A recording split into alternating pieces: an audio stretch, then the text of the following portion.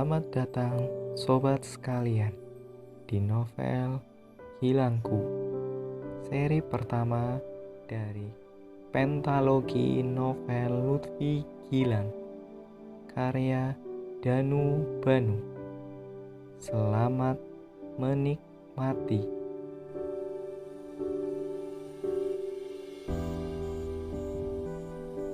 Pelabuhan Istanbul, Turki.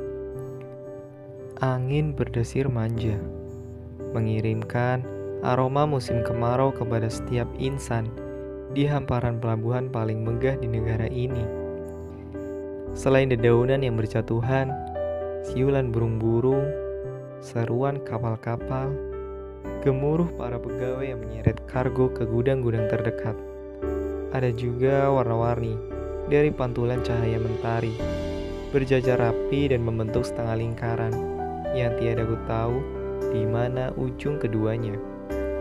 Aku menengadah kepala, menghirup napas panjang, berusaha merasakan udara dengan seluruh tubuhku. Mungkin sudah kau rasakan beberapa hari sebelum aku tiba di tempat ini. Entahlah, aku tak tahu, pun tidak dapat menebak apapun tentangmu. Setidaknya aku katakan sekarang, kau mungkin lebih aneh dari zaman aku SMA dulu.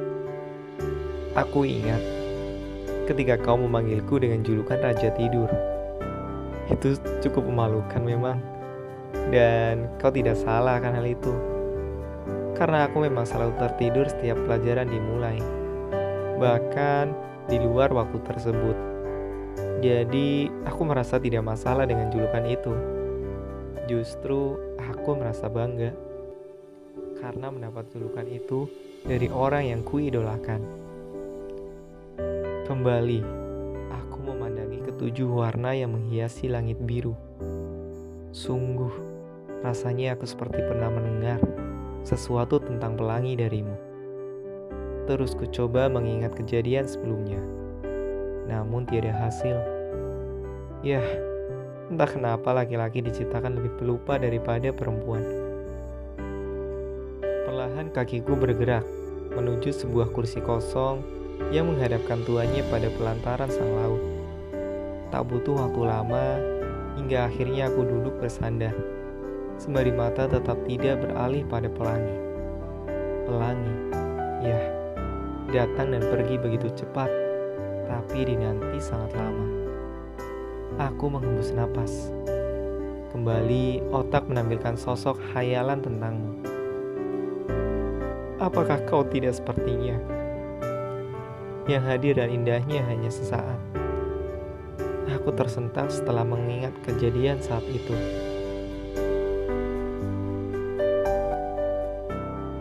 Sembilan tahun lalu, ketika aku dan kau duduk berjejer di rawa Situbamban, sembari aku menikmati segelas es kelapa, tapi tidak denganmu, karena kau sedang kedatangan tamu bulanan. Kerudungmu yang bergelombang karena diterpa angin sore tak kalah indah dengan pemandangan saat itu. Meski aku yakin, bagimu, aku hanya peduli pada minumanku. Sekitar 5 menit kita terdiam dan menikmati pandangan masing-masing, hingga tiba-tiba pelangi muncul. Lihat, ada pelangi. Kau hanya mengangguk dan tersenyum tanpa menghadapkan wajah padaku. Dan itu membuat aku tidak bisa berkata-kata. Setidaknya aku bingung memikirkan topik pembicaraan yang tepat. Dan aku terlalu terbelenggu di dalamnya, hingga membuat suasana kembali hening. Tak lama, bahkan tidak mencapai 10 menit, warna-warni itu telah pudar dan kembali seperti sedia kala. Aku kembali menatapmu. Ku coba berkata sesuatu, namun kulihat bibirmu bergerak. Jadi, aku memutuskan untuk diam dan mendengarkan kalimatmu. Aku gak mau jadi pelangi. Kenapa? Hadir dan indahnya cuma sesaat. Oh, jadi kamu pengen terkenal? Kau mendadak memandangku tajam. dengan ekspresi jengkel. Membuatku berpikir aku kembali melakukan kesalahan. Namun, ketika aku mau meminta maaf, kau mendadak berkata, Aku lebih baik jadi awanmu. "Awan?" Kau mengangguk, kemudian menengadah kepala, lalu menjawab, Awan emang gak seindah pelangi, tapi selalu ada. "Kayak kamu mau nemenin aku."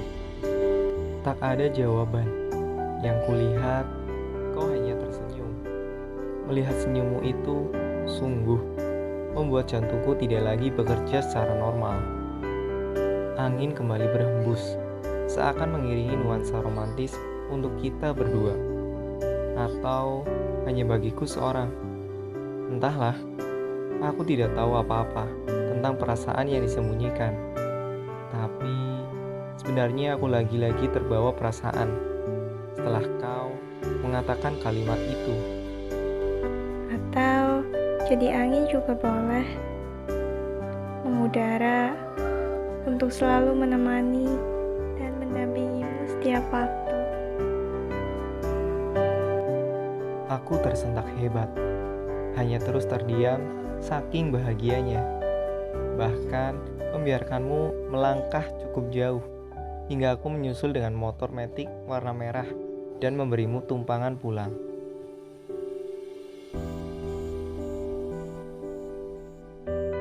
Ya, itu memang kenangan indah. Hanya dengan membayangkannya saja, membuatku makin dan semakin menaruh rasa yang teramat besar kepadamu. Bagaimanapun, diriku ini memang tipe yang tidak akan menyatakan cinta jika orang yang disuka tidak memiliki rasa serupa. Lebih singkatnya, aku takut ditolak. Ngomong-ngomong soal ditolak, aku jadi makin penasaran dengan semua hal yang terjadi padamu. Aku sungguh tidak menyangka jika kado ulang tahunku adalah buku diarimu. Sebuah harta yang bahkan tidak boleh kudekati, bahkan dari jarak 10 meter, selama 9 tahun sebelumnya. Tapi entahlah, ini pemberianmu, dan aku belum pernah membukanya hingga aku menyusulmu ke Turki, negara yang sangat ingin kau kunjungi. Tanganku merogoh saku atas, meraih hadiahku. Tampak buku kecil berwarna pink, khas untuk cewek remaja. Kubuka pengaitnya, perlahan, dengan 1001 perasaan berkecamuk dalam dada.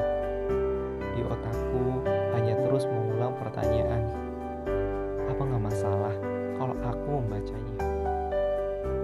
Tapi terus kulakukan hingga buku terbuka pada halaman pertama. Jantungku makin berdetak hebat ketika kulihat tulisanmu yang begitu rapi dan menawan, namun tetap tampak tegas seperti parasmu. Akhirnya akan kuungkap sebuah rahasia yang tidak pernah ku tahu tentangmu. Dermaga Besar, 30 Maret 2019. Rizky Gilang Kurniawan, lelaki yang terus merindukanmu. Lutfi Nurtika.